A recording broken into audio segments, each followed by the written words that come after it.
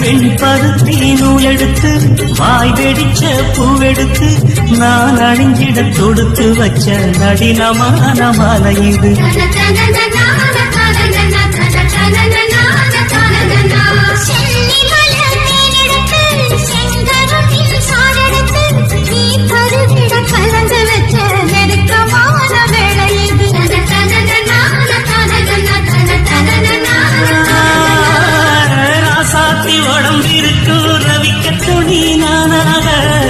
அன்னாடம் சூடிக்கொள்ள ஆசை வச்சாகாதா